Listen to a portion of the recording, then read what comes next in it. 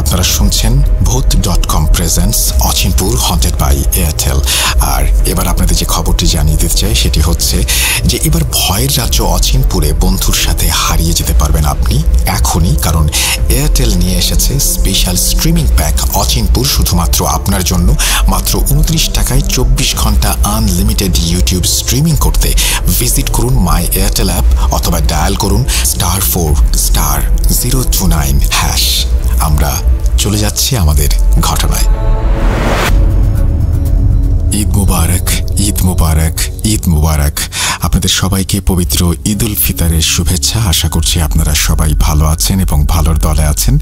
আমিও ভালো আছি, ভালোর দলে আছি এবং আপনাদেরকে ঈদ উপহার হিসেবে চমৎকার একটা ঘটনা উপহার দিতে চাই। আর সেটি হচ্ছে আফ্রিকান কবিরাজ বাগলার দাদুর আরও একটা ঘটনা। চলুন কথা না বাড়িয়ে আমরা সরাসরি ঘটনায় যাই। যেভাবে লেখা আছে আমি সেভাবেই পড়ে শোনাচ্ছি।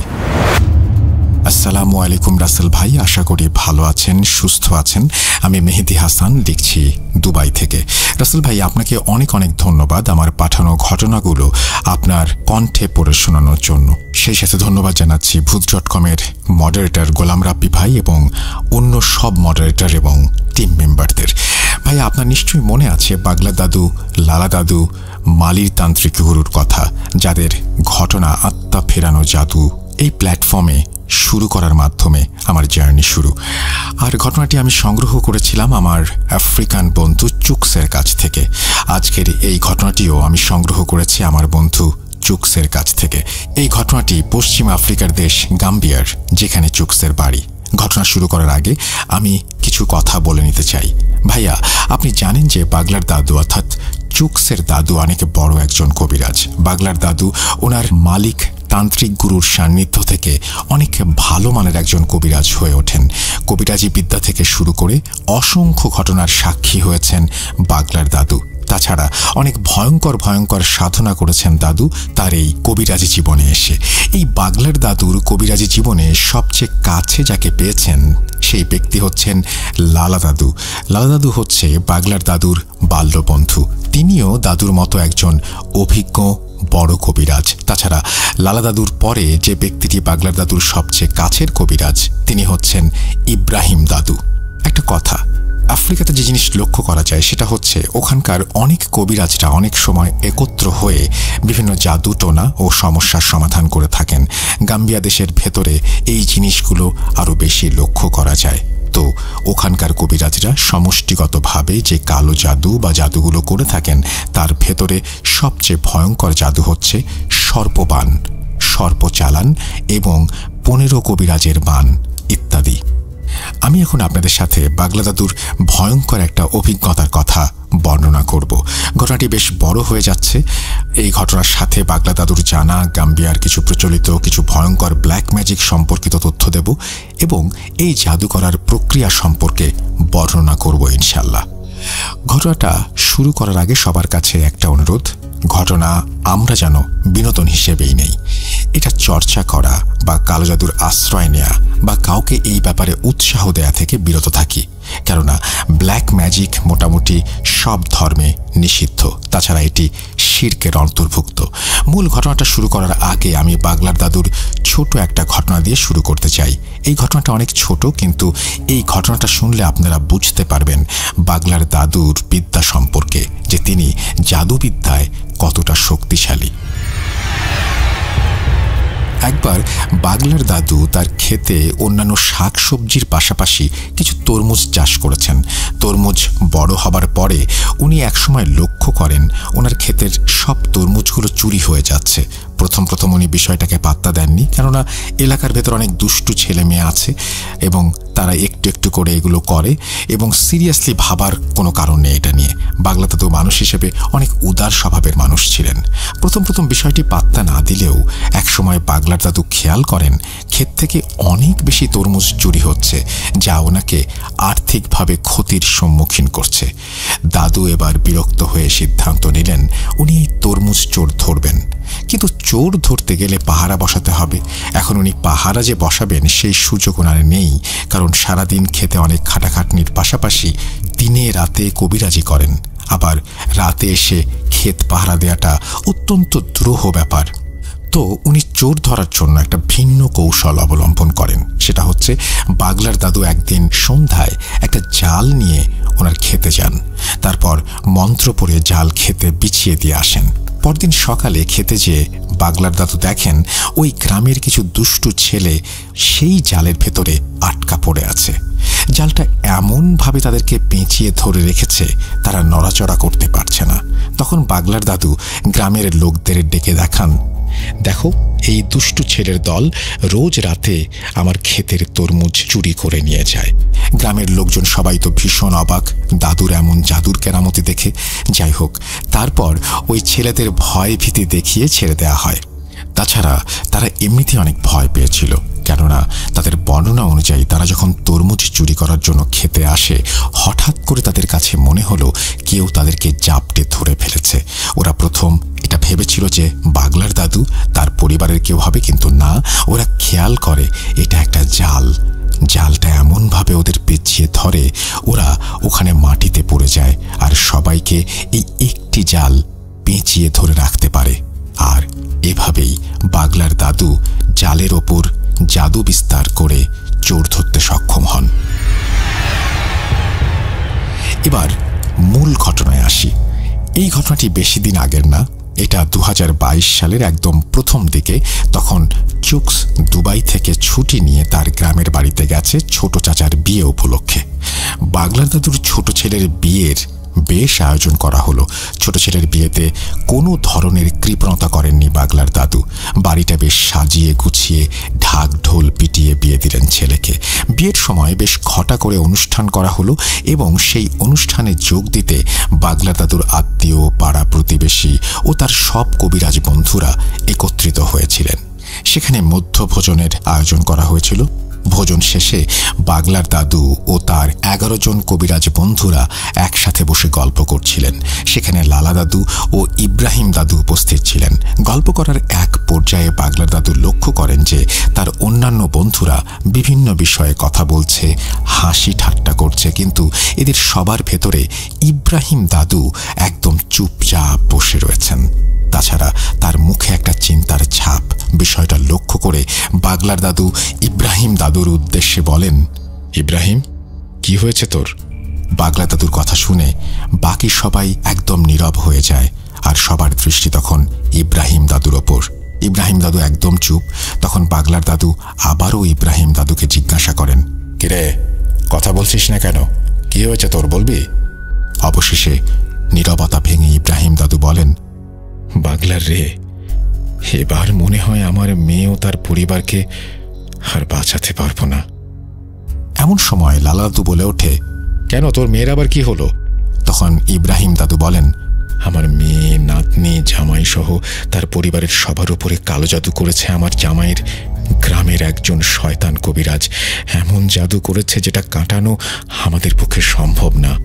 বলে রাখা ভালো, ওখানে যারা উপস্থিত ছিল তারা সবাই বাগলার দাদুর মতো কবিরাজ, যার ভেতরে বাগলার দাদু, লালা দাদু, ইব্রাহিম দাদু, এই 3 জন অনেক অভিজ্ঞ কবিরাজ। যাই হোক, ইব্রাহিম দাদু বলছেন, আমার এই কবিরাজি জীবনে কত মানুষের উপকার করলাম, কিন্তু নিজের একমাত্র মেয়েকে বাঁচানোর কোনো উপায় দেখছি না। এই কথা শোনার পরে বাগলার দাদুর মুখটা একদম মলিন হয়ে গেল। ছেলের বিয়ের আনন্দ ভুলে নিমেষেই বুকের ভেতরে বিষাদের কালো মেঘ জমল। কয়েক বছরের চাপা কষ্টটা আবার যেন মাথা চাড়া দিয়ে উঠল। বাগলার দাদু আর নিজেকে সামলাতে পারলেন না, কেঁদে ফেললেন তিনি। বাগলার দাদু কেন কাঁদছেন জানেন?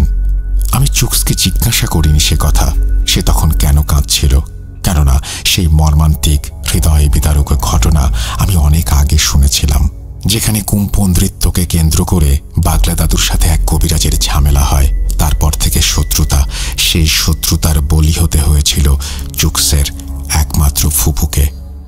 যাই হোক, অশ্রু ভেজা নয়নে বাগলার দাদু ইব্রাহিম দাদুর উদ্দেশ্যে বলেন, ইব্রাহিম, কন্যা হারানোর বেদনা আমি জানি। আমি বাগলার বেঁচে থাকতে তোর মেয়ের কিছু হতে দেব না। তুই খুলে বল আসল ঘটনা কি। তখন লাল দাদু সহ বাকি সব দাদুরা ইব্রাহিম দাদুকে বলে, হ্যাঁ ইব্রাহিম, তুই আমাদের বল কি হয়েছে। আমরাও তোর সাথে আছি, আমরা সবাই মিলে তোর মেয়ের জন্য লড়ব। কে বান মারল তোর নাতি, তোর মেয়ে আর তার শ্বশুরবাড়ির ওপর? আমাদের খুলে বল। শুরুতে একটা বিষয় বলে রাখা ভালো, সেটা হচ্ছে গাম্বিয়া হচ্ছে একটা মুসলমান প্রধান দেশ। আমাদের পরিবারের কেউ মারা গেলে আমরা যখন তাকে কবরে রেখে আসি আমাদের অনেক চিন্তা থাকে, যেমন লাশ শিয়াল বা অন্যান্য জন্তু জানোয়ার খেয়ে ফেলবে কিনা ইত্যাদি ইত্যাদি। তেমনি গাম্বিয়াতে এই লাশ দাফন করার পরেও ওই ব্যক্তির পরিবারের সদস্যদের চিন্তা থাকে। সবচেয়ে ভয়ঙ্কর বিষয় হচ্ছে গাম্বিয়াতে প্রচুর লাশ চুরি হয়। মূলত এই লাশ চুরি করে তারা যারা লাশের ওপর বিভিন্ন সাধনা করে থাকে। তাই গাম্বিয়ার প্রত্যেকটা কবরস্থান সেখানকার স্থানীয় কমিটির মাধ্যমে পাহারা দেওয়ার জন্য ব্যবস্থা করা হয়। যাই হোক, ঘটনায় ফেরা যাক। বলছেন ইব্রাহিম দাদু,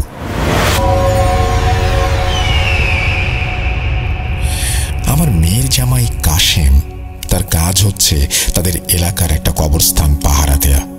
এই কাজ সে অনেক দিন ধরে করছে, কখনো কোনো সমস্যা হয়নি। 2020 সালে তার গ্রামের একজনের সাথে আমার মেয়ে জামাইয়ের বেশ ভালো সম্পর্কের তৈরি হয়। ধরুন তার নাম মার্কাস। এই মার্কাস ছিল একজন তান্ত্রিক গোছের মানুষ, যেটা একসময় কাশেম জানত। একদিন মার্কাস কাশেমকে বলে, কাশেম, তুমি চাইলে তোমাকে অনেক টাকা পয়সা দিতে পারি, যে টাকা দিয়ে তুমি তোমার পরিবারকে নিয়ে অনেক ভালো থাকবে, তবে এর বিনিময়ে তোমাকে একটা কাজ করে দিতে হবে। তখন কাশেম বলে, কি কাজ করে দিতে হবে? মার্কাস বলে, তুমি যে কবরস্থান পাহারা দাও ওখানে এমন কিছু লাশ দাফন করা হবে যা আমাদের কাজে লাগবে। আমার যখন যে লাশের প্রয়োজন হবে তখন তুমি যদি সেই লাশ আমার কাছে বিক্রি করে দাও তাহলে। না না, এই কাজ আমি করতে পারবো না। কবর খুঁড়ে লাশ বিক্রি, এই জঘন্য কাজ, আমাকে দিয়ে হবে না। তখন মার্কাস বলে, আরে কাশেম, তোমাকে কবর খুঁড়ে দিতে হবে না, তুমি শুধু আমার কথায় রাজি হয়ে যাও। আমার যখন লাশের প্রয়োজন হবে আমি নিজে সেটা কবর থেকে খুঁড়ে নিয়ে যাব। ওই কবর পুনরায় মাটি দিয়ে ভরাট করে দেব, কেউ বুঝতে পারবে না। তুমি শুধু টাকা নেবে আর মুখ খুলবে না। মার্কাসের কথা শুনে কাশেম একটু দ্বিধার ভেতরে পড়ে যায়, কেননা তার সংসারে ছিল অনেক অভাব। ওইদিকে তার কাজটা মোটেও ভালো কাজ না। মার্কাস বিষয়টা বুঝতে পারে, তখন সে কাশেমকে আরো ভালো করে বোঝায়। এই যেমন, এত ভাবছো কেন? সুযোগ বারবার আসে না, কিছু পেতে হলে কিছু দিতে হয়, ইত্যাদি ইত্যাদি।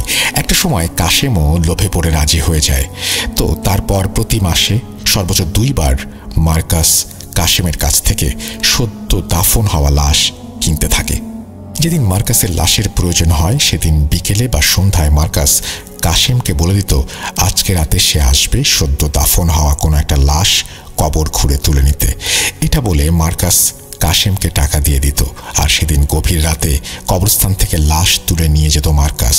যখন এই লাশ চুরির কাজটি করত তখন কাশেম চারপাশে লক্ষ্য রাখত যেন কেউ এদিকটায় না আসে।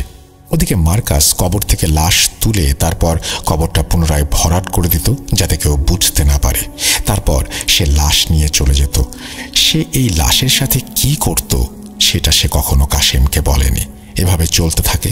কাশেম মার্কাসের কাছ থেকে বেশ ভালোই টাকা পেতে থাকে। বলা যায় কাশেম টাকার নেশায় ভুলে গেছে সে কত বড় পাপ করছে। এভাবে কেটে যায় বেশ কিছুদিন। এর ভেতরে কাশেম একটা জিনিস খেয়াল করে, সেটা হচ্ছে মার্কাস এই পর্যন্ত যতগুলো লাশ নিয়েছে সবগুলো লাশ কোনো যুবক অথবা যুবতীর। এতদিন হয়ে গেল কিন্তু আজ পর্যন্ত সে কোনো বৃদ্ধ মানুষের লাশ নেয়নি। যাই হোক, একটা সময় কাশেমের ভেতরে অনুশোচনা ও অপরাধ বোধ কাজ করতে শুরু করে এবং এই ঘৃণিত কাজের জন্য সে নিজে নিজে কষ্ট পায়। সে একটা সময় সিদ্ধান্ত নেয় যে আর একটা লাশও সে মার্কাসকে দেবে না। তো একদিন মার্কাস যখন কাশেমের কাছে এসে লাশ চায় তখন কাশেম মার্কাসকে বলে, দেখো মার্কাস, এই পাপ কাজ অনেক করেছি, যথেষ্ট হয়েছে, আর না, দরকার নেই আমার এত টাকা পয়সার। তুমি ভাই সব বাদ দাও, আর না হলে তুমি অন্য জায়গায় দেখো। তখন মার্কাস বলে, এসব কি বলছো কাশেম? লাশ না দিলে কিভাবে হবে? তুমি জানো তুমি আমাকে কি বলছো? আমার এখন অনেকগুলো লাশের প্রয়োজন। এখন তুমি যদি আমাকে লাশ দেয়া বন্ধ করে দাও তাহলে আমি আবার লাশের সন্ধানে কোথায় যাব বলো? কিন্তু কাশেম মার্কাসের কথা শুনতে নারাজ। তার এক কথা, সে মার্কাসকে কোনো লাশ দিতে পারবে না, সে আর এই পাপ কাজ করবে না। ওদিকে মার্কাস বারবার কাশেমকে অনুরোধ করে। এক পর্যায়ে মার্কাস দেখল কাশেমকে অনুরোধ করে কোনো কাজ হচ্ছে না। তখন মার্কাস বলে, ঠিক আছে, তোমাকে আর কোনো লাশ দিতে হবে না, তবে শেষবারের মতো একটা লাশ দাও। হঠাৎ করে বন্ধ করে দিলে তো হবে না, এটা আমার প্রয়োজন। অন্তত একবার ব্যবস্থা করে দাও, আজকের মতো লাশটা দাও। আর একটা লাশ তো? হ্যাঁ, আর একটা। ঠিক আছে, আর একটা লাশ তোমাকে দেব, তবে মনে রেখো এটাই শেষ। এরপর তুমি আমার কাছে এই লাশ কিনতে আসলেও কোনো লাভ হবে না। ঠিক আছে, তাই হবে। এরপর সেদিন রাতে কাশেম মার্কাসকে আরও একটি লাশ পেতে সাহায্য করে। মার্কাস লাশ নিয়ে চলে যাওয়ার পরে কাশেম একটা দীর্ঘশ্বাস ফেলে আর মনে মনে ভাবে, এইবার মনে হয় এই জঘন্য পাপ কাজ থেকে তার মুক্তি মিলবে। কিন্তু কে জানতো তার ভাগ্যে আসলে কি লেখা আছে। এই ঘটনার 10-12 দিন পরে এক সন্ধ্যায় মার্কাস আবার আসে কাশেমের কাছে এবং তাকে বলে আজকে বিকেলে যে লাশটা দাফন হয়েছে ওইটা তাকে দিতে। তখন কাশেম রেগে যায় মার্কাসের ওপর। তখন মার্কাস কাশেমকে বলে, আরে ভাই, রাগ করছো কেন? আগে আমার কথা শোনো। আগে তোমাকে লাশের বিনিময়ে যে টাকা দিতাম এখন তার দ্বিগুণ দেব, তবু আমার লাশ চাই। দ্বিগুণ টাকা দেবে এই কথা শোনার পরে কাশেমের চোখ লোভে জল করে ওঠে। সে তখন পাপের কথা ভুলে যায়, আবারও মার্কাসের কথায় রাজি হয়ে যায়। তো এভাবে আরও কিছুদিন চলার পরে একদিন আমার মেয়ের শ্বশুর অর্থাৎ কাশেমের বাবা আমার মেয়েকে জিজ্ঞাসা করে, বৌমা, বেশ কিছুদিন ধরে কাশেমের চলাফেরা আমার কাছে কেমন সন্দেহজনক লাগছে। তাছাড়া আজকাল তুলনামূলকভাবে সে বেশি বেশি বাজার করছে, বেশি বেশি টাকা খরচ করছে। তার এই টাকার উৎস কি, পাচ্ছে কোথায়? কেননা কবরস্থান পাহারা দেওয়ার কাজে যে সে সামান্য অর্থ পায় তা দিয়ে সংসার চালাতে অসুবিধা হওয়ার কথা। আমি ভালো করে জানি মাস শেষে কিরকম টাকা হাতে থাকে। কাশেমের বাবা উনিও এই কবরস্থানে পাহারা দেবার কাজই করতেন। পরবর্তীতে তার উত্তরসূরি হিসেবে কাশেম এই কাজের দায়িত্ব পায়। এই সব কাজের সাথে নিয়োজিত যারা থাকে তারা মাসে একটা নির্দিষ্ট দিনে বাড়িতে যেয়ে টাকা পয়সা, চাল ডাল ইত্যাদি তুলে নিয়ে আসেন। আমার মেয়ের শ্বশুর নাকি খবর পেয়েছেন যে তার ছেলে বেশ কিছুদিন ধরে ঠিকমতো কালেকশন করে না। তাদের গ্রামের 100টা পরিবার আছে, তো পাহারাদার মাসে একবার এই 100 পরিবারের কাছ থেকে চাল ডাল টাকা এগুলো নিয়ে আসে। এটাই নিয়ম, এটাই তার পারিশ্রমিক। এখন কাশেমের বাবা কোনোভাবে জানতে পেরেছেন তার ছেলে বেশ কিছুদিন ধরে এই সামান্য কিছু বাড়ি থেকে এইগুলো সংগ্রহ করে এবং অধিকাংশ বাড়িতে সে যায় না। এটাই হচ্ছে সন্দেহের মূল কারণ। কেননা এই সকল বাড়িগুলো থেকে যদি সে টাকা না তোলে বা যে সামান্য টাকা সে তুলছে সেটা দিয়ে তার চলার কথা না। সে অন্য কোনো কাজ বা ব্যবসাও করে না। যাই হোক, শ্বশুর বলছেন, বৌমা, আমাকে বলো তো কাশেম আজকাল কোথায় যায়, কি করে? সে কি অন্য কোনো কাজ করছে এটার পাশাপাশি? তখন আমার মেয়ে বলে, বাবা, আমিও আপনার ছেলেকে জিজ্ঞাসা করেছি তার এই আয়ের উৎস কি। তখন সে আমার কথা এড়িয়ে গেছে আর আমাকে ধমক দিয়ে বলেছে, তুমি এসব জেনে কি করবে? তারপর আমি তাকে আর কোনো কিছু জিজ্ঞাসা করিনি। তখন আমার মেয়ের শ্বশুর বলে, নিশ্চয়ই সে কিছু একটা করছে। সে তো আর আশ্চর্য প্রদীপ পায়নি যে খসলেই দত্ত বেরিয়ে এসে টাকা দেবে। এই বলে কাশেমের বাবা চলে যান, কিন্তু তার মন কিছুতেই মানছে না। তিনি নানান চিন্তা করতে থাকেন ছেলেকে নিয়ে। যাই হোক, পরদিন কাশেম বাড়িতে এলে কাশেমের বাবা কাশেমকে ডাকে এবং তার কাছে জিজ্ঞাসা করে এত টাকা পয়সা সে কোথায় পাচ্ছে। কাশেম তার বাবাকেও কোনো কথার উত্তর দেয় না। ছেলের এমন আচরণে কষ্ট পান বাবা। এরপর তিনি সিদ্ধান্ত নেন কাশেমের ওপরে নজর রাখবেন। যেভাবে সেই কাজ, তিনি কাশেমের ওপর নজরদারি করতে থাকেন। বেশ কিছুদিন ধরে তিনি একটা জিনিস লক্ষ্য করছেন, সেটা হচ্ছে কাশেম যেদিন বাড়িতে বাজার সদাই করে নিয়ে আসে তার আগের দিন সে তার স্ত্রীকে বলে, আজকে আমার একটু কাজ আছে, আমি আগামীকাল সকালে বাড়ি ফিরব, তোমরা সাবধানে থেকো। এই বলে সে সন্ধ্যার আগে বাড়ি থেকে বেরিয়ে যায়, যেটা সন্দেহজনক। কেননা অন্যান্য সব দিনে সে বাড়ি থেকে বের হয় এশার নামাজের পরে খাবার খেয়ে। তো একদিন কাশেম বিকেলে বাড়ি থেকে বেরিয়ে গেলে বাবা আমার মেয়ের কাছে আসে এবং জিজ্ঞেস করে, বৌমা, কাশেম এখন কোথায় গেল?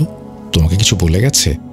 আমার মেয়ে উত্তর দেয়, হ্যাঁ বাবা, সে বলেছে তার একটা কাজ আছে, কাজ শেষ করে সে ডিউটিতে যাবে, কবরস্থান পাহারা দেবে, আগামীকাল সকালে বাড়ি আসবে। কাশেমের বাবা তখন নিশ্চিত হলেন, কেননা সে অন্য কোনো কাজে বাড়ি থেকে বের হতে পারে। তাহলে আজকে তার ছেলে সেই কাজে বের হয়েছে যেটা সে এতদিন ধরে করে আসছে। কাশেমের বাবা তখন সিদ্ধান্ত নিলেন তিনি আজকে দেখবেন কাশেম কি করে, তার উপরে নজর রাখবেন। তিনি কাল বিলম্ব না করে দ্রুত হাঁটা শুরু করলেন। হাঁটতে হাঁটতে একসময় তিনি লক্ষ্য করলেন বেশ কিছু দূরে কাশেমকে দেখা যাচ্ছে। বেশ কিছুক্ষণ হাঁটার পরে কাশেম একটা জায়গায় এসে থেমে গেলেন। তার পকেট থেকে ফোন বের করলেন, তারপর কাকে যেন কল করলেন।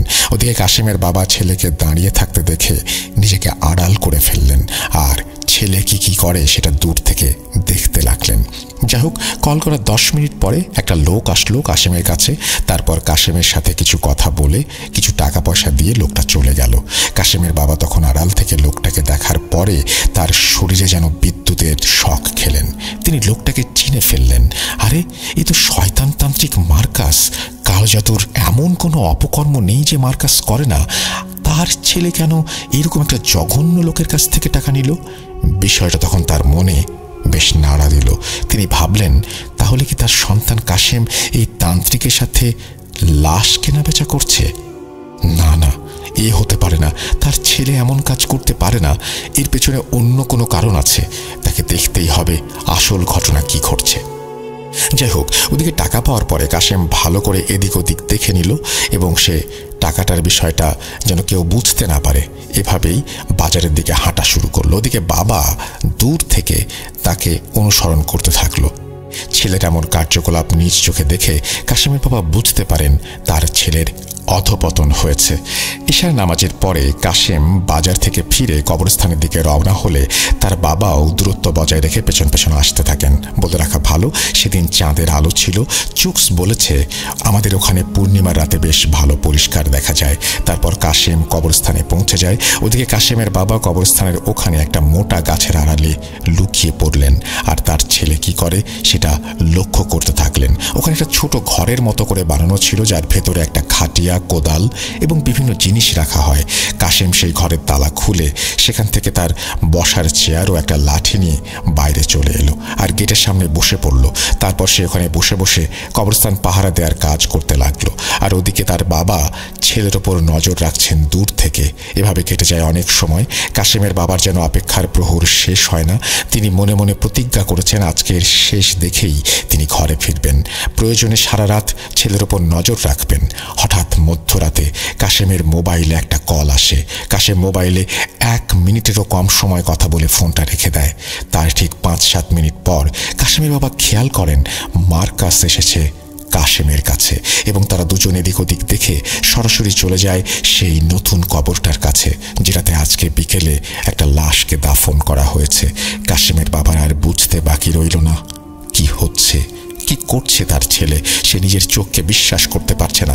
তার ছেলে এমন জঘন্য কাজ করতে পারে সেটা তিনি নিজের চোখে দেখবেন কিছুতেই মেনে নিতে পারছেন না। ওনার ইচ্ছে করছে এখনই একটা লাঠি দিয়ে দুইজনকে পিটিয়ে ওইখানেই মেরে ফেলতে, কিন্তু উনি অনেক কষ্টে নিজেকে সংযত রাখলেন। একটা সময় মার্কাস কবর খোঁড়া শুরু করে। খুব দ্রুত কবর খুঁড়ছে সে। লাশটাকে কবর থেকে বের করে কবরটাকে আবারও আগের মতো করে গুছিয়ে রাখে। কেউ বুঝতে পারে না কবরটা খোঁড়া হয়েছিল। তারপর সে কাশেমের কাছে গিয়ে ফিস ফিস করে কিছু একটা বলে এবং কথা শেষ করে লাশটাকে কাঁধে নিয়ে হাঁটা শুরু করে। ওদিকে কাশেমের বাবা মার্কাসের পেছন পেছন যেতে থাকে খুব সাবধানে, যেন মার্কাস কিছুতেই বুঝতে না পারে। তারপর নির্জন জায়গায় এসে মার্কাস থেমে যায় আর লাশটা কাঁধ থেকে নামিয়ে মাটিতে রাখে। কাশেমের বাবা লুকিয়ে সব দেখছে। তারপর সে লাশটাকে নিয়ে কি করেছিল সেই ব্যাপারগুলো আমি এড়িয়ে যাচ্ছি। এর কিছুক্ষণ পরেই দুটো ভয়ঙ্কর প্রাণী সেখানে আসে। তাদের দেখে কাশেমের বাবার গলা শুকিয়ে যায়। তিনি দেখেন ওই দুটোর দেহ কাঠামো অনেকটা গরিলাদের মতো এবং মুখ হচ্ছে অনেকটা সূচালো, মুখ ভর্তি দাঁত। আরো ভয়ঙ্কর বিষয় হচ্ছে ওই দুটো প্রাণীর কোনো নাক নেই, পুরোটাই মুখ এবং মুখের জায়গা জুড়ে বিশাল এক গাল। চোখ দুটো জ্বলন্ত আগুনের মতো টকটক করছে আর হাত ভর্তি নখ, গায়ের রং কুচকুচে কালো। কাশেমের বাবা বুঝতে পারেন এইটা কোনো সাধারণ প্রাণী না, নিশ্চয়ই এ দুটো কোনো বদ জিন। এভাবে ভাবতে ভাবতে তিনি খেয়াল করেন যে মার্কাস সেখান থেকে উঠে একটু সরে দাঁড়ালো। সে সরে দাঁড়ানোর সাথে সাথে ওই জানোয়ার রূপী দুটি জিন লাশের উপরে ঝাঁপিয়ে পড়লো আর লাশটাকে খেতে শুরু করলো। এমন ভয়ঙ্কর দৃশ্য দেখে কাশেমের বাবার প্রাণ যায় যায় অবস্থা। উনি আর সহ্য করতে পারলেন না। পেছন ফিরে ওই জায়গা থেকে একটু দূরত্বে এসে এক দৌড় দিয়ে তিনি চলে গেলেন কাশেমের কাছে, সেই কবরস্থানে যেখানে কাশেম ডিউটি করছে। তিনি সেখানে পৌঁছেই বমি করে দিলেন। এদিকে কাশেম হঠাৎ করে বাবাকে এমন অবস্থায় দেখে ভূত দেখার মতো চমকে উঠল। সে একদম কিংকর্তব্য বিমূঢ়। একটা সময় তার ঘোর কাটে এবং সে বাবাকে ধরে ফেলে, কেননা তার বাবা বেশ অসুস্থ হয়ে পড়েছেন। কাশেম তার বাবাকে জিজ্ঞাসা করে, বাবা, এত রাতে তুমি এখানে কিভাবে এলে, আর কি হয়েছে তোমার? তখন বাবা তাকে বলেন, ওরে পাপী, তোর স্থান জাহান্নামে হবে। এটা তুই কি করছিস? আমার ভাবতেও ঘৃণা হয় আমার সন্তান এরকম জঘন্য কাজ করতে পারে। একথা শোনার পর কাশেম বেশ ঘাবড়ে যায়।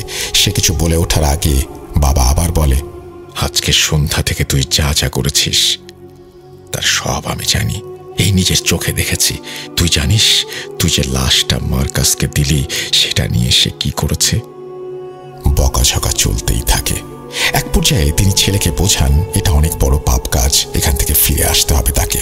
এরপর কাশেম তার ভুল বুঝতে পারে এবং বাবার কাছে ক্ষমা চায় আর প্রতিজ্ঞা করে জীবনে এমন কাজ আর সে করবে না। তখন তার বাবা বলে, আমি বুঝতে পেরেছিলাম তুই কোনো একটা অন্যায় কাজের সাথে নিজেকে জড়িয়ে ফেলেছিস। তারপর থেকে তোকে নজরে নজরে রাখছি। আজকে যদি আমি ছাড়া তো এই কর্মকাণ্ড অন্য কেউ দেখে ফেলতো তাহলে কি হতো বলতো? নির্ঘাত মৃত্যু। বাবা হিসেবে আমি এটা চাই না তুই কোনো খারাপ কাজ করিস, তোর সাথে খারাপ কিছু ঘটুক। তখন কাশেম বুঝতে পারে বাবা তাকে কত ভালোবাসে। কাশেম বাবাকে বলে, আজকের পর থেকে তুমি আমাকে যা বলবে আমি তাই শুনবো। তুমি আমাকে বাঁচাও বাবা। বাবা বলেন, তুই মার্কাসকে বলবি তুই আর এই পাপ কাজ করবি না। সে যত লোভ লালসা দিক না কেন তুই তার কথা শুনবি না। কাশেম রাজি হয়ে যায় এবং সে বলে তার কাছ থেকে একটি লাশও আর মার্কাসের কাছে যাবে না, কারো কাছেই না। সে এটাও বলবে যে তাদের ব্যাপারটা শুধুমাত্র বাবা জেনেছে, গ্রামবাসীরা জানলে হয়তো দুজনকেই মেরে ফেলবে। ওদিকে মার্কাস কোনো কথা শুনতে নারাজ। সবকিছু বলার পরে সে বেগে বসল। যে করেই হোক না কেন, যে কোনো উপায়ে তার লাশ চাই, তাকে লাশ নিতেই হবে। এই নিয়ে তাদের ভেতরে তুমুল ঝগড়া হয়। এক পর্যায়ে মার্কাস কাশেমকে হুমকি দিতে থাকে এবং বলে যে তুমি যদি আমার কথা না শোনো তাহলে পুরো পরিবার নিয়ে তুমি বিপদে পড়বে। একসময় দুজনের হাতাহাতি মারামারিও হয় এবং কাশেম ছিল শক্তিশালী, সেজন্য মার্কাস বেশি মার খায় এবং তার একটা হাতও ভেঙে যায়। মারামারি চলাকালীন সময়ে গ্রামের কিছু লোক এসে তাদের মারামারি ঠেকিয়ে শান্ত করে এবং জিজ্ঞাসা করে তারা কেন মারামারি করছে। তখন দুজনেই বিষয়টা এড়িয়ে যায়। পরবর্তীতে লাশ না দিতে পারার কারণে মার্কাস কাশেমের পুরো পরিবারের ওপরে কালো জাদু করে, এমনকি আমার মেয়ে ও নাতনিকেও ছাড়েনি এই শয়তান তান্ত্রিক। বাগলা দাদু ইব্রাহিম দাদুকে জিজ্ঞাসা করে, মার্কাস কিভাবে, মানে কি জাদু করেছে তোর মেয়ের সাথে? তখন ইব্রাহিম দাদু বলে, লাশের জাদু। লাশের জাদু কথাটা শুনে উপস্থিত সব দাদুরা বলে ওঠে, কি লাশের জাদু? এই যে লাশের জাদু সেই বিষয়ে একটু পরে আসছি। ইব্রাহিম দাদু বলছেন, আমার মেয়ে জামাই ও তার পরিবারের সবাই এখন অসুস্থ। খবর পেয়ে আমি ছুটে যাই। আমার মেয়েকে দেখতে গিয়ে দেখি আমার মেয়ে কিছু খেতে পারে না, ঘুমোতে পারে না, কোনো কাজ করতে পারে না, ঠিকমতো হাঁটাচলা করতে পারে না। সারাদিন নাকি তার পেটে শুধু ব্যথা করে। বাড়ির প্রত্যেকটা সদস্যের এক অবস্থা। আমি কাশেমের বাবার কাছে জিজ্ঞাসা করি, বেয়াই কি হলো এসব? কাশেম আমাকে সব কথা খুলে বলে। সব শুনে আমি কাশেমের সাথে অনেক রাগারাগিও করি, কিন্তু রাগারাগি করে তার কোনো সমাধান হবে না। তারপর আমি সবাইকে প্রতিশ্রুতি দেই যে আমি প্রাথমিকভাবে কিছু চিকিৎসা করবো, যেমন পানি পড়া দেয়া, এই সমস্ত কিছু আমি দিয়ে চলে আসি। আসার সময় তাদের বলে আসি আমি খুব শীঘ্রই একটা সমাধান করে ফেলবো ইনশাল্লাহ। এই বলে আমি তার বাড়ি থেকে চলে আসি এবং এক সংবাদ সংগ্রহকারী মুকবির জিনকে পাঠাই ওখানে তথ্য সংগ্রহের জন্য। তার কিছুক্ষণ পরে আমার জিন আমাকে একটা তথ্য দেয়, যেটা শোনার পরে আমি অনেক বেশি আতঙ্কিত এবং এই সমস্যার সমাধান আমার একার পক্ষে অসম্ভব। এই জন্য শত মন খারাপের পরেও আমি তোমাদের সাথে দেখা করার উদ্দেশ্যে বাগলারের ছেলের বিয়েতে উপস্থিত হয়েছি। আমি জানি তোমরা পারবে মেয়েটিকে বাঁচাতে। তখন লালা দাদু, বাগলার দাদু এবং উপস্থিত সব দাদুরা ইব্রাহিম দাদুকে বলেন, আমরা বহু আগে থেকে বিপদে আপদে একে অপরের সাথে ছিলাম। আমরা দলবদ্ধভাবে প্রত্যেকটা সমস্যার সমাধান যেভাবে করেছি আগামীতেও করব। আমরা এখন বৃদ্ধ হয়ে গেছি, আর কয়দিন বাঁচব, তবে জীবিত থাকতে আমাদের কোনো বন্ধুকে এভাবে বিপদে রাখব না। তোর জন্য আমাদের জান হাজির, তুই শুধু বল তোর মুখবির জিন তোকে কি তথ্য দিল। তখন ইব্রাহিম দাদু আবার বলতে শুরু করলেন, সেদিন রাতে আমার মুখবির জিন আমাকে জানায় যে মার্কাস কাশেমের পরিবারের ওপরে জাদুটি করেছে। তবে তার আগে ওই জিন দুটো সম্পর্কে একটু বলে রাখতে চাই, যারা লাশ খাচ্ছিল, যেটা কাশেমের বাবা দেখেছিল।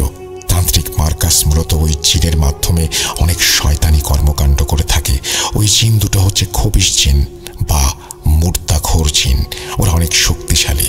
ওরা মার্কাসের হয়ে যে কোনো কাজ করে ফেলতে পারে, আর এই কাজের বিনিময়ে মার্কাস তাদেরকে মাসে 2 বার বা তার অধিক সময় মৃত ব্যক্তিদের খাদ্য হিসেবে উপহার দেয়। এখানে সবার একটা প্রশ্ন আসতে পারে, এই খবিশ জিন যদি অনেক শক্তিশালী হয়ে থাকে তবে তারা কেন নিজেরা কবর থেকে লাশ তুলে নিয়ে খায় না? উত্তর হচ্ছে, শয়তান জিন যতই শক্তিশালী হোক না কেন তারা কখনো কবরস্থানের মতো পবিত্র জায়গায় প্রবেশ করতে পারে না। এখন আসছি এই জাদুর ব্যাপারে, যে জাদু মার্কাস করেছিল কাশেমের পুরো পরিবারের ওপর। এটি এমন একটি জাদু যে জাদু কাটানো কোনো জিনের পক্ষে সম্ভব না, তবে মানুষ চাইলে পারে। কেননা এই জাদুটি করা হয়েছে একটি লাশের সাথে, যেটাকে বলে লাশের জাদু। এই লাশের জাদু নাকি অনেক প্রকার হতে পারে। তার ভিতর যে ভয়ঙ্কর জাদু সেটি হচ্ছে ভিকটিমের কোনো অঙ্গ প্রত্যঙ্গ ব্যবহার করা, অথবা চুল, নখ, এ সমস্ত ব্ল্যাক ম্যাজিকের মাধ্যমে কাউকে খাওয়ানো এবং তারপর তাকে মেরে ফেলা। তো যাই হোক, ওই মৃত ব্যক্তিকে যখন দাফন করা হবে তখন থেকে এই জাদুর কাজ শুরু হবে। আর একবার যদি জাদু সম্পন্ন হয় তখন ওই জাদু কাটানো অনেক কঠিন। আর এই কঠিন জাদুটি মার্কাস করেছিল কাশেমের পরিবারের ওপর। মার্কাস প্রথমে তার পালিত জিনের মাধ্যমে কাশেমের পরিবারের সবার মাথার চুল অথবা নখ সংগ্রহ করে। তারপর সে একজনকে এই চুল খাওয়াতে সক্ষম হয় এবং ওই চুল খাওয়ানো ব্যক্তিটিকে কালো জাদু করে মেরে ফেলতেও সক্ষম হয়। তারপর ওই ব্যক্তিকে যখন দাফন করা হয়েছে তখন থেকে কাশেমের পরিবারের ওপরে জাদুর কাজ শুরু হয়ে গেছে। এখন এই জাদুর প্রভাবে সবাই ধীরে ধীরে অসুস্থ হয়ে মারা যাবে। এখানে একটি প্রশ্ন থাকতে পারে, শয়তান তান্ত্রিক মার্কাস একজনকে কালো জাদু করে মেরে ফেলল, অর্থাৎ যার পেটের ভেতর বর্তমান কাশেমদের পুরো পরিবারের চুল রয়েছে, মার্কাস যদি তাকে এত সহজে মেরে ফেলতে পারে তবে কাশেমের পুরো পরিবারকে মেরে ফেলার জন্য সে কেন ভিন্ন পন্থা অবলম্বন করলো? মানে এই লাশের জাদু কেন সে নিরীহ একজনকে মারল? সে তাকে না মেরে সরাসরি কাশেমের পুরো পরিবারকে শেষ করে দিলেই পারত। উত্তর হচ্ছে এটা অসম্ভব। কিভাবে সেটা বলছি। মার্কাস হচ্ছে একজন তান্ত্রিক বা কবিরাজ, সেই সুবাদে তার কাছে অনেক মানুষ যায় বিভিন্ন কাজের জন্য। তো এই চালাক মার্কাস একজনকে নির্বাচন করেন এবং তাকে ভুল বুঝিয়ে তার ইচ্ছাতেই প্রথমে তাকে এই চুল খাওয়ানো হয়। তারপর তাকে মেরে ফেলার যে কালো জাদুর প্রক্রিয়া সেটা তার অজান্তে হলেও সবকিছু তার সামনে এবং সম্মতিতে করা হয় এবং সে জানতেও পারে না তাকে মেরে ফেলা হচ্ছে, আর এভাবেই তাকে খুব সহজে মেরে ফেলা হয়। তো এই হচ্ছে ব্যাপার। এভাবেই মার্কাস কাশেমের পুরো পরিবারের ওপরে জাদু করেছিল, যেটা কাটাতে হলে ওই লাশটাকে তুলে তার পেট কেটে সেই চুল বের করে নিয়ে আসতে হবে, যে কাজটি অসম্ভব। কেননা এই কাজটি করতে গেলে সামাজিকভাবে সবার বাধার সম্মুখীন হতে হবে এবং জিনের পক্ষে কবরস্থানে ঢুকে এই কাজ করা অসম্ভব। এখন এই সমস্যার সমাধান কিভাবে করব আমার মাথায় কিছুই আসছে না। ইব্রাহিম দাদু থামলেন। পুরো ঘটনা শুনে উপস্থিত দাদুরা সবাই ইব্রাহিম দাদুকে বললেন, বিষয়টা আসলে অনেক জটিল, তবে নিশ্চয়ই এর কোনো না কোনো সমাধান আছে, আমাদের একটু ভাবতে হবে। তখন লালা দাদু বাগলা দাদুর উদ্দেশ্যে বললেন, বাগলার, তুই হয়তো ভুলে গেছিস একটি প্রক্রিয়ার মাধ্যমে এই সমস্যার সমাধান করা সম্ভব। লালা দাদুর মুখে এই কথা শুনে উপস্থিত সবাই অতি উৎসাহিত হয়ে পড়ে। তুই কি বলতে চাইছিস লালা? কি সেই প্রক্রিয়া? তখন লালা দাদু বলে, 15 কবিরাজের জাদু ও বান। তখন পাগলা দাদু বলেন, আরে এটা তো মাথায় ছিল না, কিন্তু এই জাদু করা তো অনেক কঠিন। তাছাড়া এই জাদু সম্পূর্ণ করতে 15 জন কবিরাজের প্রয়োজন, পাশাপাশি অনেক কিছু লাগবে। এই যেমন লোহার খাঁচা, একটা কালো বেড়াল, মানুষের মাথার খুলি, আরো কত কি। যাই হোক, আমরা এখানে 12 জন আছি, আর 3 জন অভিজ্ঞ কবিরাজকে নিয়ে চলো আগামীকাল সন্ধ্যায় আমার বাড়িতে। এই 15 জন কবিরাজের বান ও জাদুর কাজ শুরু করি। বাগলার দাদুর প্রস্তাবে সবাই রাজি হয়ে যায়। তারপর বাগলার দাদু তার একজন কবিরাজ বন্ধুকে বলে দেন যে সে 3 জন কবিরাজকে খবর দিতে পারবে কিনা। সে জানায় পারবে। দাদু বলেন তিনি যেন বাগলার দাদুর কথা বলেন এবং কাকে কাকে কি জোগাড় করতে হবে সেটাও তিনি বলে দেন। এরপর বাগলার দাদু ইব্রাহিম দাদুর কাঁধে হাত রেখে বলেন, ইব্রাহিম, তুই এখন নিশ্চিন্তে আমার ছেলের বিয়ের অনুষ্ঠান উপভোগ কর। চিন্তা করিস না, আমরা বেঁচে থাকতে তোর মেয়ে আর তোর নাতিদের কিছু হবে না। তারপর বিয়ের বাকি অনুষ্ঠান সম্পন্ন করে যে যার মতো বাড়ি চলে যায়। পরের দিন বিকেলের ভেতরে সবকিছুর আয়োজন করে সবাই বাগলার দাদুর বাড়িতে চলে আসে। এই 12 জনের সাথে যোগ দেয় আরও 3 জন অভিজ্ঞ কবিরাজ।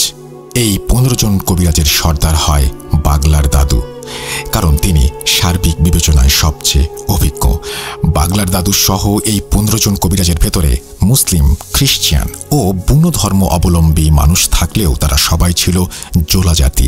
এই জোলা জাতির ভেতরে একটা প্রচলিত জাদু হচ্ছে এই 15 জন কবিরাজের জাদু ও বান। এই জাদু সম্পর্কে আরও বিষয় সামনে জানা যাবে। তো বাগলা দাদুকে সর্দার বানানো হয়। প্রথমে বাগলার দাদু কালো বিড়ালটাকে একটা ছোট লোহার খাঁচার ভেতরে মন্ত্র পড়ে তালাবন্দি করে ফেলে। তারপর উঠোনের মাঝ বরাবর ওই বিড়াল সহ খাঁচাটা রাখে এবং সেই খাঁচার উপরে একটা প্লেট রেখে সেই প্লেটের উপরে মানুষের মাথার খুলিটি তিনি রাখেন।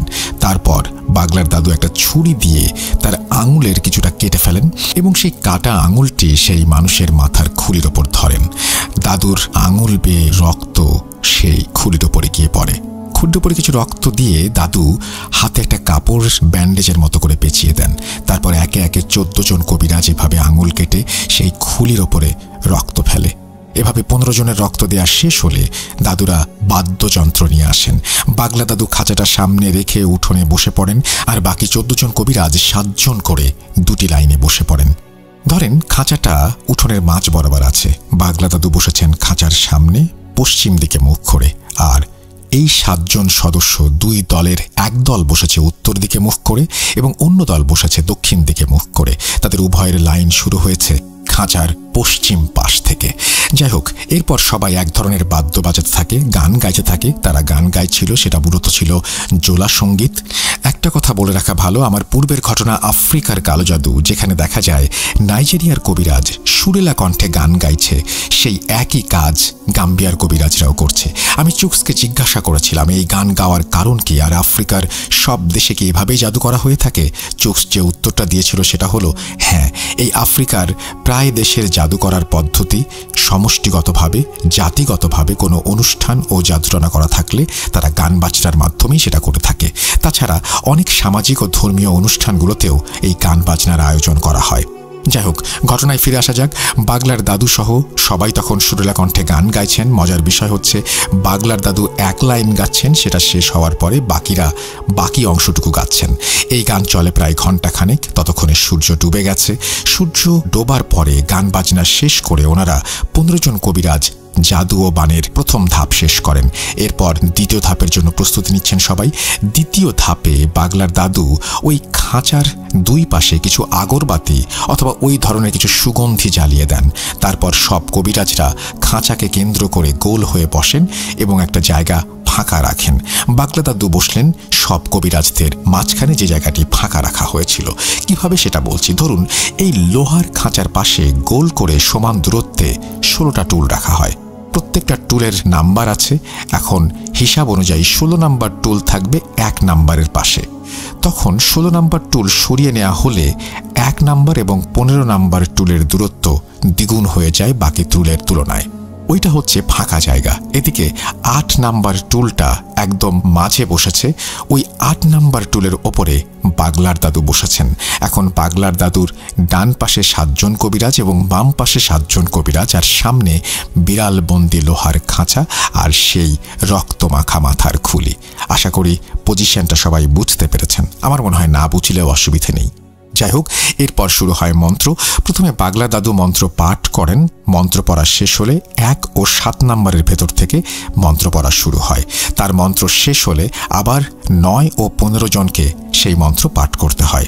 এভাবে একবার দাদু, তারপর ডান পক্ষের এবং তারপরে বাম পক্ষের সবাই এভাবে পড়তে থাকেন এবং এই রিচুয়াল চলতে থাকে।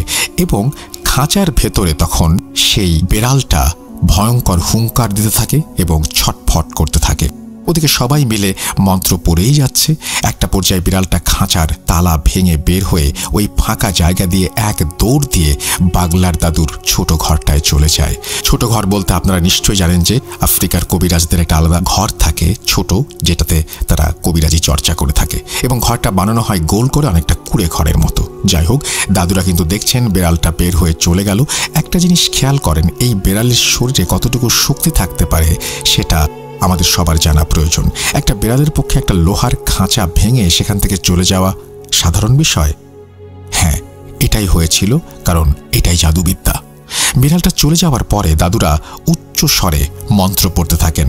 এমন সময় চারপাশে প্রচণ্ড ঝোড়ো বাতাস শুরু হয়ে যায়। এটা হচ্ছে জিন আসার পূর্ব মুহূর্ত। সবাই মন্ত্র পড়তে থাকে এবং দেখে যে উপরে বিশাল এক খণ্ড মেঘ আস্তে আস্তে নিচের দিকে নামছে।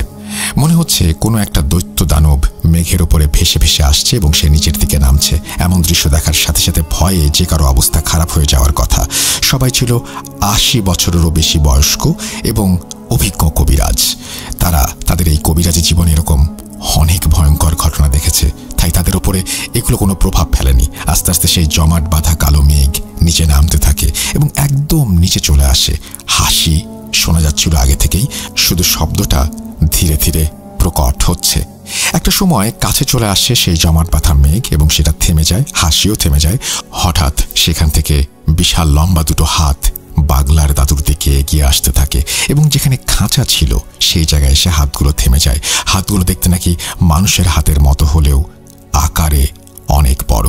তখন বাগলা দাদু সেই রক্তমাখা খুলিটা হাতের ওপরে দিলে সেই হাত নিয়ে যায় এবং জমাট বাঁধা মেঘের মধ্যে আবারও মিলিয়ে যায়।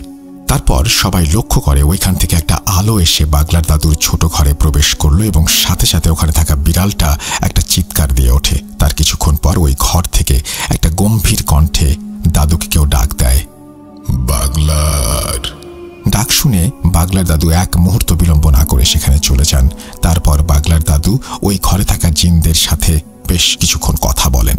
এর কিছুক্ষণ পরে বাগলার দাদু হাসি মুখে ঘর থেকে বেরিয়ে আসেন এবং তার বন্ধুদের বলেন, কাজ হয়েছে। এটা শোনার পর ইব্রাহিম দাদু বলেন, আলহামদুলিল্লাহ। ওই ঘরে কি হলো সেটা বাগলার দাদু তার কবিরাজ বন্ধুদের সাথে শেয়ার করলেও সাধারণ কোনো মানুষের পক্ষে এই বিষয়গুলো নিয়ে নাকি জানা বা চর্চা করা সম্ভব না।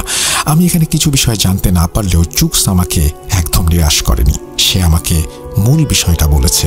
আমি এখন এই 15 কবিরাজের বান ও জাদু কি সেটা বর্ণনা করছি। গাম্বিয়া সহ সেনেগালের কাসামান্স ও মালির আকাসিয়া অঞ্চলে এই জোলা জাতিদের দেখা যায়।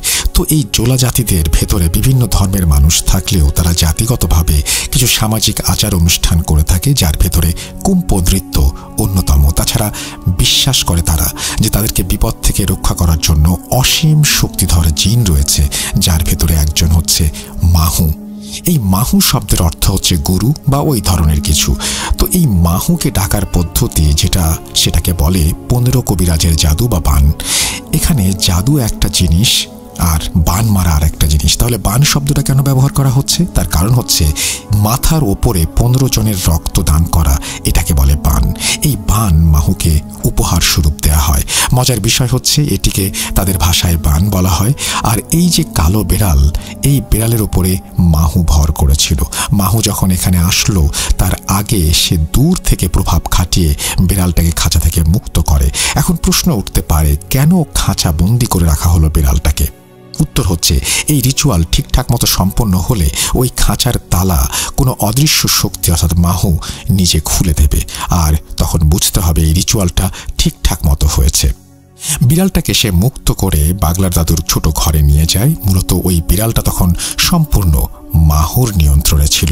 মেঘের ভেতর থেকে যে দুটো হাত বেরিয়ে এসেছিল, ওই দুটো হাত ছিল মাহুর। ওপর থেকে মাহুর সর্বপ্রথম নজর পড়ে ওই বানের ওপর এবং হাত বাড়িয়ে 15 কবিরাজের বান গ্রহণ করে সে। তারপরে সে কাজ হয়ে যায়। এখানে একটা কথা বলে রাখি, সেটা হচ্ছে যে মাহুকে পুরো ব্যাপারটা জানানো হয় এর পরে, এবং মাহু সন্তুষ্ট হবার পরে, এবং সে কি প্রক্রিয়ায় কাজ করেছিল সেটা বললে সেই 15 কবিরাজের ক্ষতি হয়ে যাবে। সুতরাং সেটা এখানে প্রকাশ করতে চান না এবং সেটা অপ্রাসঙ্গিক। তো যাই হোক, এইভাবেই পুরো কবিরাজের বান ও জাদুর মাধ্যমে ইব্রাহিম দাদুর নাতি এবং শ্বশুরবাড়ির লোকজন রক্ষা পেল। এই জাদু কাটানোর পরে পাগলার দাদু, লালা দাদু ও ইব্রাহিম দাদু এই তিনজন মিলে মার্কাসের ওপরে ভয়ঙ্কর প্রতিশোধ নিয়েছিলেন। এখন বলবো সেই ঘটনা। 15 কবিরাজের জাদু ও বানের পরে পাগলার দাদু, লালা দাদু ও ইব্রাহিম দাদু সিদ্ধান্ত নেন মার্কাসের ওপরে ভয়ঙ্কর জাদু করবেন। এখন একজন কবিরাজকে এত সহজে মারা যায় না, কারণ তারা বিভিন্ন সুরক্ষা কবচ পরিধান করে এবং তাদেরকে জিনেরা নিরাপত্তা দেয়। সেখানে একজন কবিরাজকে বান মেরে ফেলাটা বেশ কঠিন বিষয়। তবে দাদুরা এই কাজটা করেছিলেন একটা প্রচলিত জাদুর মাধ্যমে। এই কাজটি ওনারা যে জাদুর মাধ্যমে করেছিলেন সেটা হচ্ছে সর্পচালান। এটি আফ্রিকার একটি ভয়ঙ্কর জাদু, আর এই জাদু মূলত তারাই করতে পারেন যারা এই বিষয়ে পারদর্শী, ক্ষমতাবান। এই সর্প চালানোর ভেতর আবার 3 প্রকার সর্প চালান জাদু আছে। ব্যাপারটা একটু খুলে বলি। সরাসরি বিষাক্ত সাপ চালান দিয়ে জাদু। এই জাদু একটি সাপ ধরে তন্ত্র মন্ত্র পড়ে চালান দেয়া হয়। তবে এই জাদুটা ততটা ভয়ঙ্কর না, কেননা এটাতে সাপের বিষ নামানো সম্ভব। অর্থাৎ সাপ চালান দেবার পর সেই নির্দিষ্ট ব্যক্তিটিকে দংশন করে, তবে বিষ নামানো সম্ভব এই ক্ষেত্রে। এটি আফ্রিকার ভয়ঙ্কর সর্পচালান জাদু, অর্থাৎ দ্বিতীয় যে জাদুটি। এই জাদুটি করা হয় যেই পদ্ধতিতে, সেটি হলো কবিরাজরা প্রথমে বন জঙ্গল থেকে অনেকগুলো বিষাক্ত সাপ ধরে নিয়ে আসে। একজনের উপরে সর্পচালান করতে হলে কমপক্ষে 8 থেকে 10টি বিষাক্ত সাপের প্রয়োজন। তারপর সেগুলোকে টুকরো টুকরো করে কেটে হাঁড়িতে গরম করে গরম পানির সাথে সেদ্ধ করা হয়। তারপর সেটার উপরে তন্ত্রমন্ত্র পড়ে জাদু প্রয়োগ করার ফলে সেই সাপ জ্বালানো ফুটন্ত গরম পানি থেকে আধা হাত সমান একটা সাপের জন্ম নেয়। তারপর এই সাপটি 7 দিনের জন্য আলাদা করে রাখা হয়। মূলত এই তন্ত্রমন্ত্রের ফলে সেখান থেকে এক ভয়ঙ্কর পিশাচ সাপের জন্ম হয় এবং সেই সাপটিকে চালান দেয়া হয়। এবং যে কবিরাজের ওপর চালান করা হয়েছে সে যদি কোনোভাবে জানতে পারে তার উপরে এই সর্প চালান করা হয়েছে, তাহলে শুধু এই সাপের থেকে বাঁচা সম্ভব যদি এই সাপের মোকাবেলার পদ্ধতি সে জেনে থাকে। তবে এর মোকাবেলা করার জন্য সবসময় খুব কম সময় পাওয়া যায়।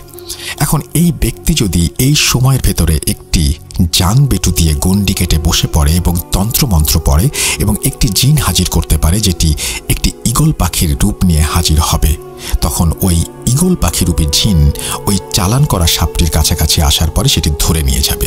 আর ওই সাপ ধরতে সাহায্য করে কবিরাজের কাছে থাকা জামবেটুর ভেতরে থাকা জিন। তৃতীয় পদ্ধতি। এই পদ্ধতির সর্পচালান হচ্ছে আফ্রিকার ইতিহাসের সবথেকে কঠিন এবং ভয়ঙ্কর সর্পচালান। এটি হাতে গোনা কয়েকজন কবিরাজ করতে পারে, তার ভেতরে পাগলার দাদু একজন। এটি যদি কারো ওপরে একবার চালান করা হয় তাহলে দুনিয়ার কোনো শক্তি নেই যে তাকে বাঁচাবে, একমাত্র সৃষ্টিকর্তা ছাড়া। তবে এই জাদুর সফলতার সংখ্যা খুব কম। তাছাড়া এই জাদু করার প্রক্রিয়াটা অনেক কঠিন বলে সেটি পারলেও সহজে কেউ এটা করতে চায় না। যাই হোক, পাগলার দাদু, ইব্রাহিম দাদু ও লালা দাদু এই 3 জন মিলে এই জাদুটি করেছিল মার্কাসের উপরে। কি ছিল সেই জাদু? ইব্রাহিম দাদুর মেয়ের শ্বশুর বাড়ির সকলের ওপরে করা কালো জাদু কাটিয়ে পরবর্তীতে পাগলার দাদু, ইব্রাহিম দাদু এবং লালা দাদু পরামর্শ করেন তারা মার্কাসের ওপরে কি জাদু করবেন। সিদ্ধান্ত হয় সর্প জাদু করবেন। অমাবস্যার রাত 3 দাদু মিলে প্রথমে একটি বিষাক্ত সাপ ধরেন, তারপর সাপটিকে পিটিয়ে মারেন। এই সাপটিকে এমনভাবে পিটিয়ে মারা হয়েছিল যাতে ওই সাপের বিষ দাঁত ভেঙে না যায়, শরীরের কোনো অংশ বিচ্ছিন্ন না হয়ে যায়। তারপর সেই মৃত সাপটিকে মাটিতে রেখে সেখানে কিছু চিহ্ন আঁকেন। তারপর সেখানে আগুন জ্বালাতে শুরু করেন। শুরু হয় যজ্ঞ, যা চলে ঘন্টার পর ঘন্টা। এই যজ্ঞ করতে যে মন্ত্র পাঠ করা হয় তাতে নাকি চোয়াল লেগে যায়। তাছাড়া এত কিছু করার পরেও এই জাদু নাকি অনেক সময় কাজ করে না, এই জন্য সেখানকার কোনো কবিরাজরা এই জাদু করতে চান না। যাই হোক, ঘন্টার পর ঘন্টা ওনারা মন্ত্র পড়তে থাকেন। একটা সময় সাপটা নড়ে ওঠে এবং সেটা জীবিত হয়ে যায়। তখন ওই সাপটাকে চালান করে দেয় মার্কাসের ওপরে, আর সেই সাপটা মার্কাসকে দংশন করতে সক্ষম হয়। তারপর খোঁজ নিয়ে দেখা যায় সাপের কামড়ে মার্কাস মারা গেছে। এটাই ছিল সর্পচালান জাদু। অনেকে হয়তো ভাবছেন মৃত সাপ আবার জীবিত হলো কিভাবে। মূলত ওই সাপটা জীবিত না হলে ওই সাপের ভেতরে কোনো একটা পিশাচ বা ভয়ঙ্কর জিন ভর করে সেই সাপটিকে জীবিত করেছিল। সর্পচালান বাদেও সেখানে সাপ দিয়ে আরও অনেক ধরনের জাদু আছে যেটা সর্পবান, যেমন একটি সাপের ওপর কালো জাদু করে মানুষ মেরে ফেলা। আরও অনেক অজানা বিষয় আছে যেটা আমি জানি না। এই ছিল ঘটনা। আমি চুকসকে বলেছিলাম তোমার আত্মা ফেরানো জাদু ঘটনাটি ভূত.com এর লিসনারদের অনেক ভালো লেগেছে, তুমি প্লিজ এইরকম কোনো ঘটনা থাকলে আমাদের জানাও। তো চুকস তারপর আমাকে এই ঘটনাটি বলে। এই ঘটনার সাথে আরও অনেক কিছু সে দেখেছে, তার দাদুর কাছ থেকে শুনেছে। প্রথমে বলতে রাজি হচ্ছিল না, পরে রাজি হয়ে যায়। কর্মব্যস্ততার কারণে বেশি একটা সময় বের করতে পারি না, জানি না কতটুকু গুছিয়ে লিখতে পারলাম। অনাকাঙ্ক্ষিত ভুল এবং ত্রুটির জন্য ক্ষমা চেয়ে নিচ্ছি। ঘটনাটি ভালো লাগলে শেয়ার করার অনুরোধ জানাচ্ছি। পাঠিয়েছেন Mehedi Hasan. Thank you very much Mehedi Hasan, আপনাকে অসংখ্য ধন্যবাদ এই চমৎকার ঘটনাটি শেয়ার করার জন্য। আমি বিশ্বাস করি এই ঘটনাটি আমাদের লিসেনারদের সবারই অনেক অনেক বেশি ভালো লেগেছে। আমরা আজকের মতো বিদায় নেব, তবে তার আগে ছোট্ট করে একটা খবর জানিয়ে দিতে চাই, আর সেটা হচ্ছে যে অচিনপুর সহ আপনার পছন্দের সব কন্টেন্ট ইউটিউবে আনলিমিটেড যদি আপনি স্ট্রিমিং করতে চান, তাহলে আপনার জন্য দরকার হচ্ছে এয়ারটেলের বেস্ট স্ট্রিমিং প্যাক। 179 টাকায় 30 দিন আনলিমিটেড ইউটিউব স্ট্রিমিং করতে ভিজিট করুন মাই এয়ারটেল অ্যাপ অথবা ডায়াল করুন *4*179# নাম্বারে। আপনারা সবাই আত্মীয় পরিজন নিয়ে চমৎকারভাবে ঈদ করুন, ঈদ কাটান, সেই প্রত্যাশা রেখে আজকের মতো বিদায় নিচ্ছি। আল্লাহ হাফিজ, ঈদ মোবারক।